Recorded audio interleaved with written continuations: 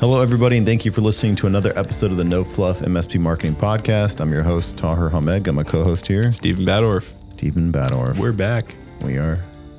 That's it. No. Backorf.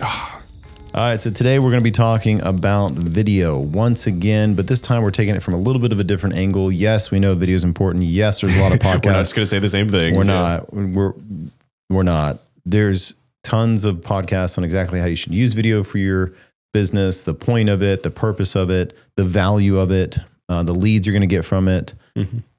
It's highly important, especially in the any space. Video is like the ultimate medium of marketing. Yep. When we're thinking about any campaign, we're thinking about any content, if we can integrate video into it, it's going to be stronger. Period. That is end of story. Yeah. I can't think of a way where it wouldn't make something stronger. Yeah. So yeah, super important. So the angle we're taking today, and here's the reality, is if you are going to be hiring a marketing person, or if you are the marketing person, there is no opportunity. There is no chance where you should not be good at video. So if you're not currently good at video, that's fine. You need to study and get up to speed and make sure you can quickly and accurately get video. Yep. And if you're about to hire a marketing intern, there would be preference to somebody that has video background. That's it. Yeah. And we're speaking completely from experience. Today's going to be a lot of examples from a hire we currently just made at MSP Camp.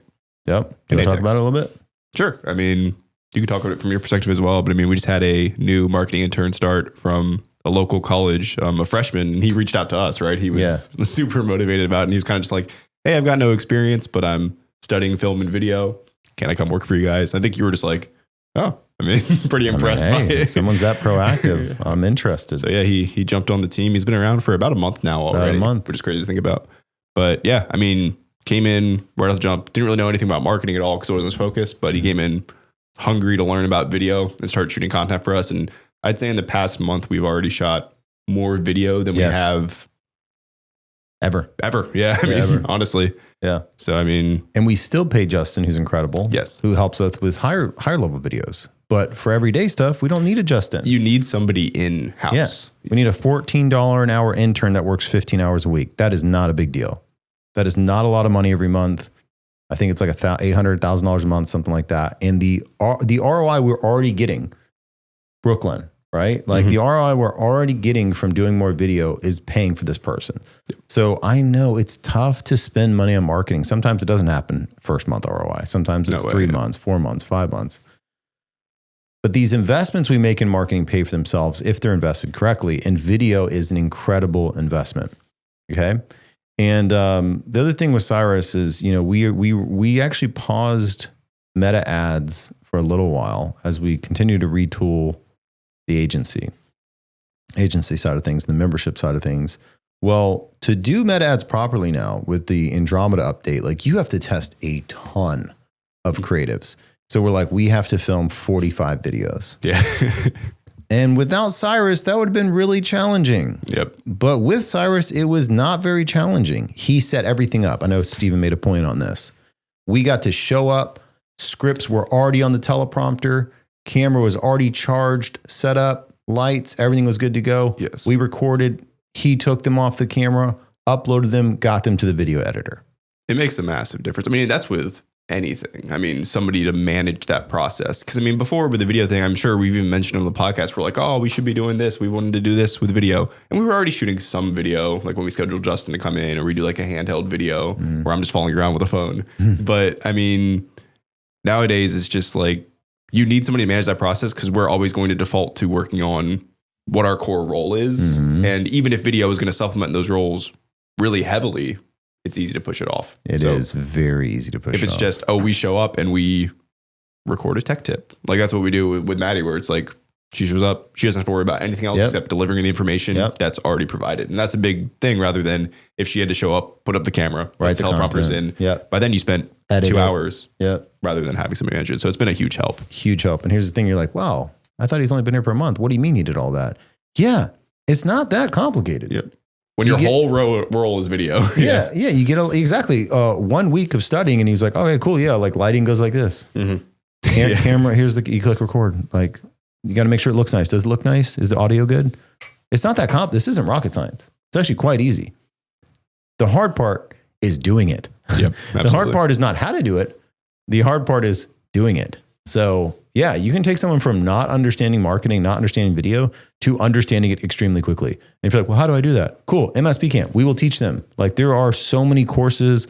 There are guides. You can reach out to the camp leaders. Like it's not difficult to take someone from not knowing anything about marketing or video to quickly knowing a lot about marketing and video. It is not crazy nowadays. There's not a better, textbook example than taking a freshman in college from nothing. Zero video experience. Basically like a video intermediate right now. I don't know. I remember where I was freshman year in college. I didn't know shit. Yeah. But if it was just, I came in somewhere and I was studying video, that was my whole role, and you're working for blank amount of hours a day.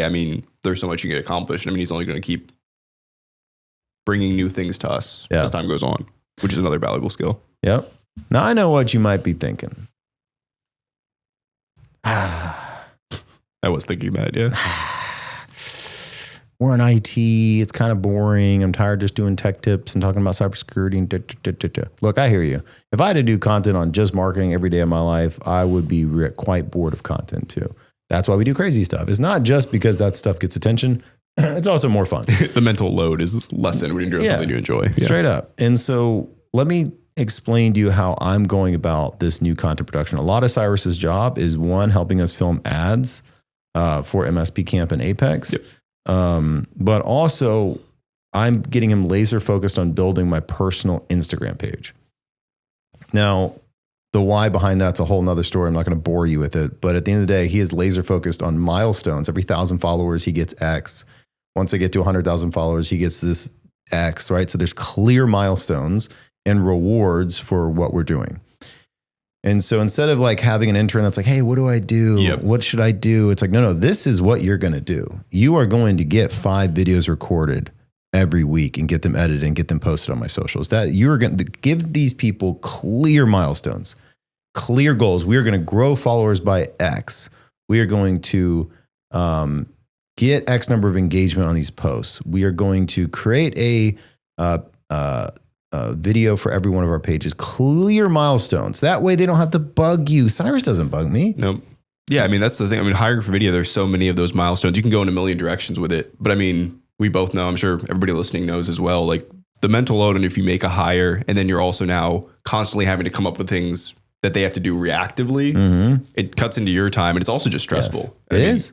Video hires don't have to be like that. Exactly. So if you give people clear structure, what are your goals? What are you creating? What are the milestones? It makes it, they're so much more independent. They're like, oh, I have clear things. And like the first couple of weeks, it wasn't like that. Set this up. Now, like the only time he talks to me, he's like, hey, I got this idea, or this is what I'm thinking. Yeah. All right. So how do I make this easy for you?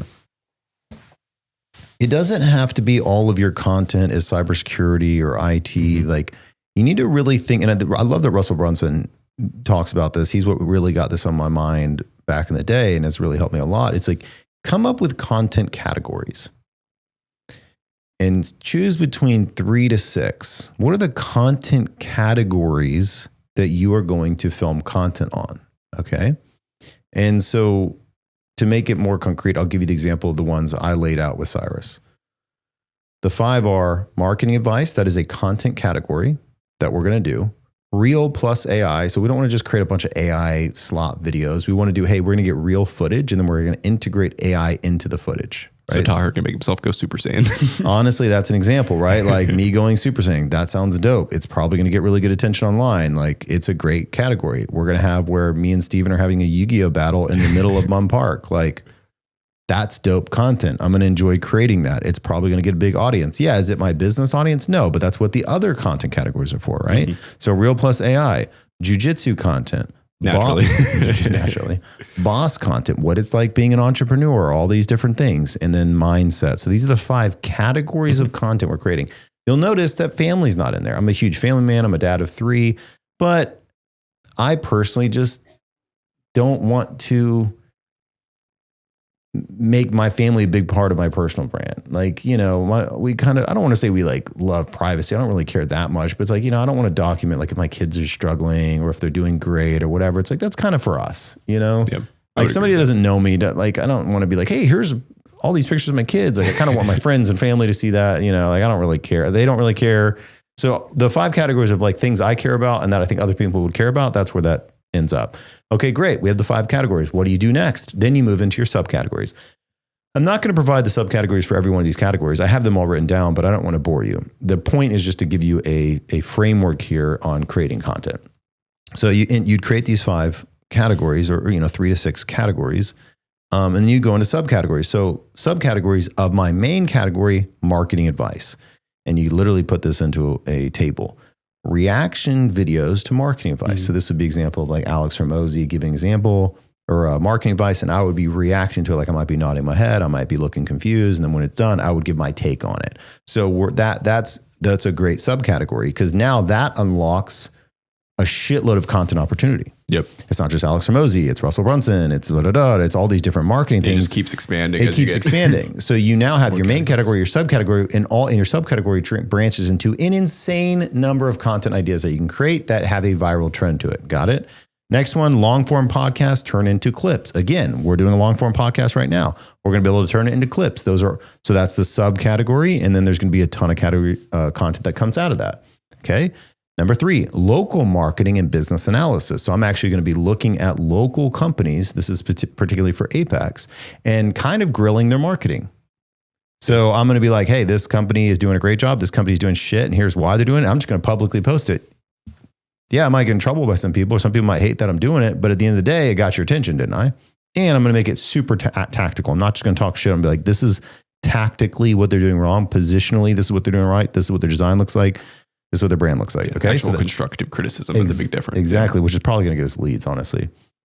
Next up, website audits and websites we've done. So I just did this recently with the Chill Duck. We built this beautiful website. And so I'm explaining in this piece of content in a 15-minute video, what were the challenges? What were we trying to do for them? Why did we do certain things? What decisions did we make? What does the brand look like? Like really a deep dive onto why the website turned out the way it did and why it's performing really well the way it is. So that is that's a subcategory, but now it's not just Chill Duck. It's any website we've done. That's a new content that I can create within that subcategory. Yep. Okay. Are you guys with me? And then we take that 15-minute video, we can break it down into shorter clips, just the most powerful statements that are 1 minute that we turn into additional clips, right? All right. Another example of a subcategory within the main category marketing is review of successful or unsuccessful campaigns. We have done both at MSP Camp. Yeah. We have done both for our clients. If anybody tells you they've only done winning campaigns, they're full of shit, and you should not listen to them. Totally. So we're going to review, hey, here's the campaign. Here was the idea behind it. Here was the positioning. This is why we think it failed. Here's how we would change it now. Here's how we would change it now. And here's a campaign that absolutely crushed for a client. Here's why we think it crushed. So now you can quickly see that if you take these main categories, you break them into subcategories. This is not challenging. It just takes time to sit down with somebody. The main category marketing alone could easily create 20 pieces of high quality content every single month, easily. Yes. And now you have 4 other content categories you can go after. So you empower whoever you hire, whether it's the marketing intern that needs to learn video or a video intern or coordinator that needs to learn marketing. Either direction you go, you've just given them the holy trinity, or however many you come up with, of content. They're never going to want for what to create. Yeah. And got 100 options right in front of them. Yeah. It's 100 options. So then it just becomes, honestly, that person kind of holding you accountable if you're the owner. I know that sounds crazy, but sometimes like our podcast, Steven's holding me accountable. I might have more buckets of things on my plate than Steven or Cyrus. I think you guys are busier than me. Or as busy, but you guys have more isolated things you're working on, whereas I have a lot of different buckets because I have different teams and everything else. So sometimes my team has to hold me accountable, like, hey, we are filming. Like Steven came to the office yesterday. He's like, we're doing the podcast tomorrow. I'm like, yes, we are. Yep. That's a good point, right? That is what happened. Yeah. So now that your teammate is empowered with these different content ideas, they can say, hey, we are filming on X this week. Yep.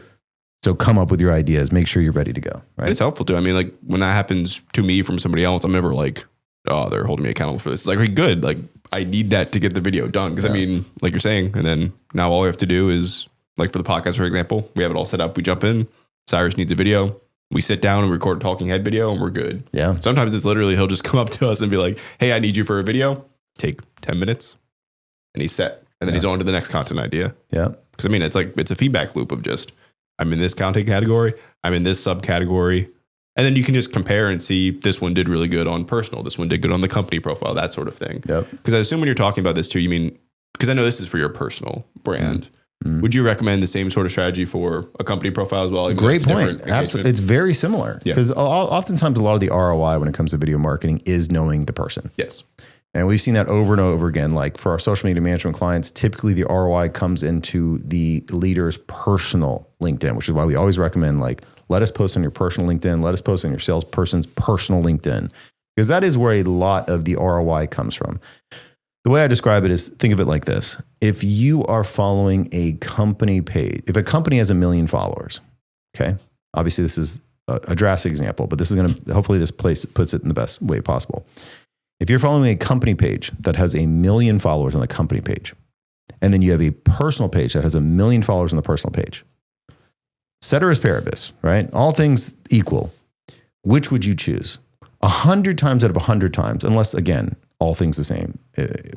I know there's going to be debates on like who the followers are and da da da. Let's just not worry about any of that. It's identical, yeah. Identical. You're 100 times out of 100 times going to choose the personal brand with 1 million followers over the company brand with 1 million followers. Mm-hmm. Why is that?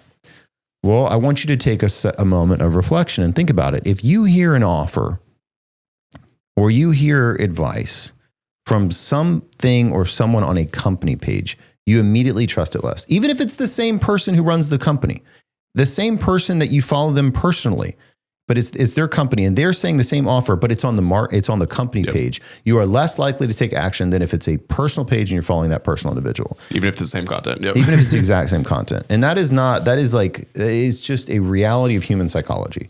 And so that's why it's going to overlap very closely. And the best performing content on your personal LinkedIn, you should absolutely be going down on your company LinkedIn. But yeah, you would want to take the categories that are most attached to that particular company. For instance, my marketing advice category, all of that company or all that content is going on Apex company and MSP company pages, right? The website audits, things like that, they're going on the company. The boss content, right? Potentially that's going to go on the company. So that's a great distinction, Stephen.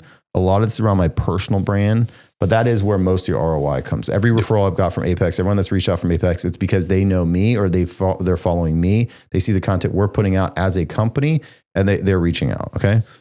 So that's kind of a key point. You do have to become the face. And if you're not the face, that's fine. You need to find someone that can be, because nobody wants to buy from a faceless organization. It's just not a thing. Yeah. I was going to jump into, I've learned over time, even with us just doing this podcast, like it's very easy to have the imposter syndrome of like, do people care what I'm posting, especially on social, especially video, that sort of thing. But I mean, I would say like 9 times out of 10, usually like people who are scrolling, like they do value the perspective of the owner of the MSP or the CEO of Apex, like that sort of thing. Like providing that perspective is valuable, even if you personally feel like, oh, maybe people won't care about this, that sort of thing. Because a lot of the times if you're focused on providing value, like you're saying with the website audits, audit a competitor and you're not just going, oh, this sucks, this is bad because we're a company that's competing with them. It's more so just like, here's constructive criticism, here's what we value as a company. Like putting that out there, I think will always be a good thing because it'll attract the people that you want to work with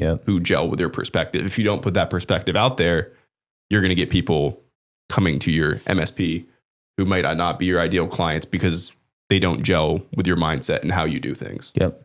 Could not agree more. And I'm going to be sending these audits to the companies. And if I was an MSP, what I would be doing is I would be looking at what information can I get from this client publicly that is like a security risk or a problem. And I'd be sending it to that prospect. I think we might be like, well, then what if they get defensive and like, why? It's like, no. We can't approach it like that. We need to understand like we have an ethical responsibility to let people know you're dropping the ball here. And I don't know if you're working with an IT company or you're not working with an IT company, you're trying to do it yourself. I just need to let you know, based in today's environment, how important your business is to you and your livelihood and your family and your growth and your employees, based on all that, this is dumb. This is quite dumb. This isn't FUD. This is reality. And that's probably going to get you more leads than not doing that. So these are how we can adapt these main categories and subcategories to content for an MSP. Because if we're just creating content around like cybersecurity and, technology stuff, it's going to be hard to move the needle. We have to think outside the box. Like that's our whole thing. That's the whole thing at All Tech. Like, yeah, we talked IT, we talked cybersecurity, but we did in a way where it's like, how do we get people to actually follow us and like us and engage with the content and respond? And that took thinking out of the box. Like that's kind of our whole thing at MSP Camp. And having every single one of these categories and subcategories, almost 100% of them, video. Yep. Yes. So as soon as we got a video entered, it unlocked so much. Mm-hmm. It unlocked so much new content. And it's also something too, where I think it's easy to think at first, like, oh, video is going to be so much more work. But honestly, video is much more sustainable because you have somebody running it. We just record a video rather than, we have to create a graphic and we have to lay out this text. And we have to find a way to make it look appealing. And then before we put it out, instead you're just talking, and it's more engaging as well. So much better. And here's the beautiful thing. Wow. When you have the video, this is it. This is the moment that we need to listen to. When you have the video, the rest of the content's easier. Mm-hmm. If you start with, I'm going to create this infographic, or I'm going to create this campaign. If you have a video of 20, 30 minutes of you explaining the thing that we're talking about, the content that comes after, the blogs that come after, the snippets that come after, the infographics that come after, the sales, the email campaign that comes after, everything that comes after gets to use the video as the focal point. It is your words. That is such an important point, because now I used to write all my own blogs for MSP Camp because I just hate it. Like there's just no blog writer on the planet that's going to be able to get in my mind the way I can. Easy peasy. All we do now, they listen to the whole podcast. They transcribe the whole podcast. So they get what we're trying to say and they write the blog around it. And now it's those specific points that me and Steven's experience can bring to the table. Now they're writing the blogs. The blogs are performing just as well as if I had to write it myself, because I put the extra time and effort. We put the extra time and effort in to get the video. So to Steven's point, it seems more complicated. It seems harder. It makes everything on the back end, the marketing, the consistency, go quicker, go easier. And it's no easier than if you have somebody to manage it. Yeah. Yep. And so, it really is the who, not how. It really is the who, not how. When I hired Colin as an account manager, where for the first time I wasn't doing marketing, sales, and account management, we started growing faster. When I hired Steven to do more of the marketing, so now instead of I got account management off the plate for the most part. I was still doing account management for key accounts, but I was doing marketing and sales. When I was able to get marketing off my plate and I could just focus on sales, we grew faster. These who, not how moments, you're going to have to invest in the person. You can't just hire somebody and say, good luck. There is this moment of dropped productivity and potential increased stress because you still have to get all the work done that you need to get done, but now you're also training somebody. There is this moment of challenge. Don't get me wrong. Like this isn't just like hire someone and problems are solved. But when you get over that, it's like the who, not how thing just, it blows your mind. And like, if you're an owner, or even if you're a manager, you've hired people, like you already know this is the case. On the service side, you already know this is the case. On the security side, you already know this is the case on the operations side. This is not a new concept to you.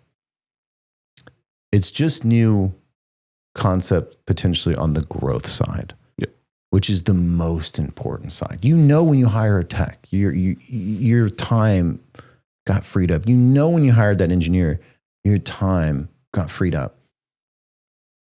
The problem is we're not doing that enough on the growth side, despite the returns being 10x.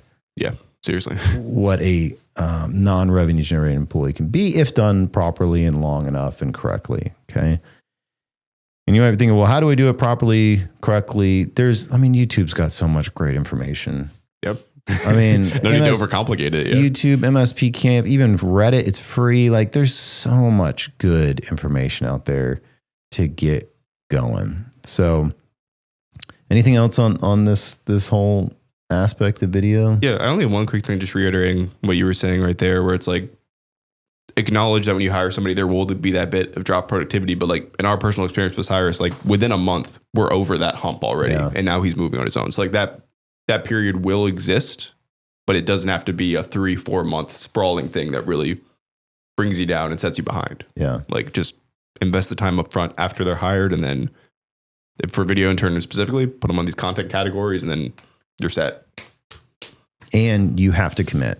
Yes. You have to, okay, sorry. I know we're going to wrap up, but I've got two things here. Trust me, I promise this is worth it. One, you have to commit. This cannot be a thing where you're like, what am I doing today? It's like, no. They're going to set up the setup. They're going to give you some ideas. But at the end of the day, you have to become a content creator. Yep. Content is a new currency. You have to become a content creator. You have to adapt content. If you have access to Paul Green's thing, to our thing, to Tech Tribe, like you're going to have to adapt content to keep content going out. You have to create your own content. You're going to have to become a content creator. You're going to have to be a marketer. Every single successful MSP that I know that's growing fast, they are highly involved in marketing. Highly involved. Yeah. If you've listened this far, I'd assume you are. That exactly. Same that's a great point. This is an important piece. So you have to dedicate it. I spend 5 hours a week now at minimum creating content. 5 hours a week at minimum creating content now of a 40-hour work week, because I can't really work more than 40 because I got 3 kids and a wife, and I want to make sure that's fostered. So here's another piece. So one, you got to be a content creator. You got to commit the time. Last piece, you got to be proactive. What do I mean by that? It is amazing the power of props. Okay? It is amazing the power of props. Mm-hmm. And when I say this, there's a couple of examples I'll give. One, when you're at church, if you go to church, I don't know if you go to church or not, but like when I'm at church and the pastor has props. I don't think I've ever seen that. That's man. They're bringing a good point and they bring out the cup. And you got to pour in, they pour it into the cup, or a pitcher, they pour it into the cup. They are using a prop to express their point, and it makes it stronger. It makes it more memorable. You can watch 5 preacher that morning. The one you're going to remember is the one that brought out the prop 100% of the time, unless they drop the ball and everything else to set the prop, which is rare. Because why? They're prepared. They prepared for this. If they weren't prepared, they wouldn't have a prop. Okay. Number 2, one of the only times I've ever gone viral is because I made a custom shirt. It was a prop. And we were going to a Europe trip, and it was like, my wife said we can't look American, blah, blah, blah. I don't know. It's just silly. So I was like, yeah, I totally agree. So I made a shirt that says, I am not capital N-O-T American in English. It was funny. It was a funny shirt. And I posted it online. It blew up, millions and millions of followers shared. I was like internet famous for like a day because it was a prop. It was a good day. It was a prop. It was a prop. And any content we've created where like we just ordered this dinosaur suit for Apex, and we have this whole video series where I'm going around downtown in a dinosaur suit fighting with a bear. That is going to perform significantly better because there's a prop. There was something of preparation to the video. It wasn't just another talking head. It wasn't just someone's opinion. It was like, we're going to plan this out. Yes.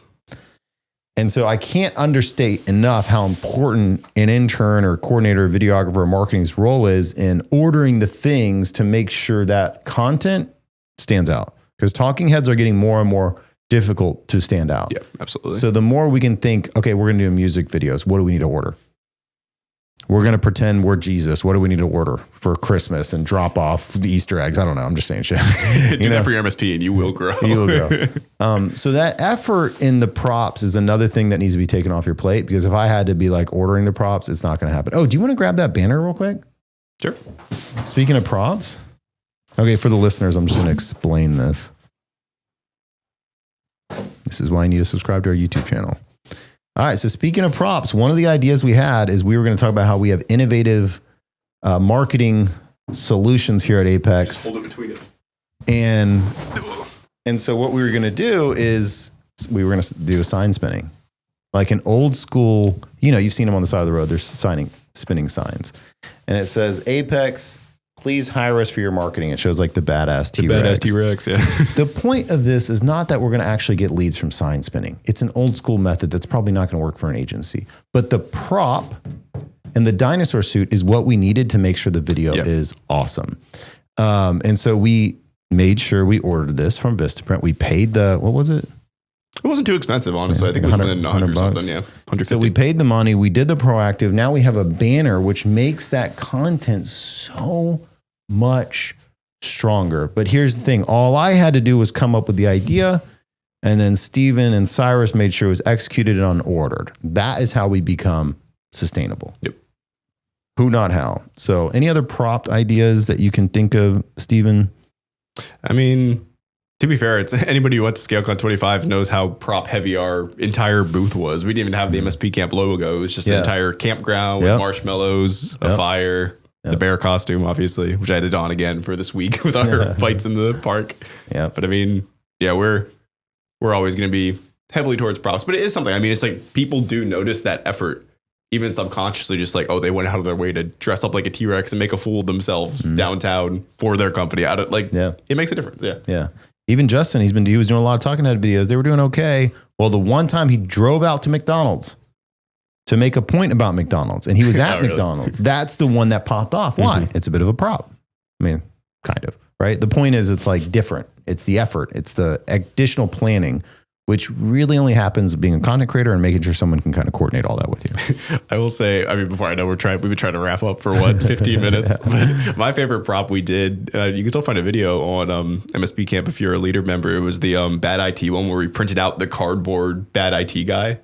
And we set him up. Oh, do you remember that one at Alltech? And we were that one crushed. Yeah. That one crushed. We put him on a Roomba. And so you had this bad IT. We printed out an actual bad IT person. With a shirt that said bad IT. It said bad IT. And he was just Roomba-ing around. Bumping into chairs. Into chairs saying, have you tried restarting? Have you tried restarting it? Like, that's a great example. And that's not going to come without being proactive with your content. Now, to be clear, don't use that as a reason not to do it, because the stuff where you just grab a camera and go, or got some ideas, or you're doing an assessment, or you're doing whatever, that stuff works great too.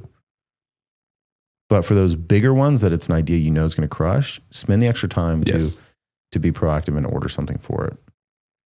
All right, cool. Anything else, Steven? I think it's time to wrap up. Oh, I got one other. No, I'm just kidding. I have 3, but I'll put them on. All right, y'all. Appreciate you a lot. Thank you so much for listening, and we will see you on the next one. See you next time. Thanks.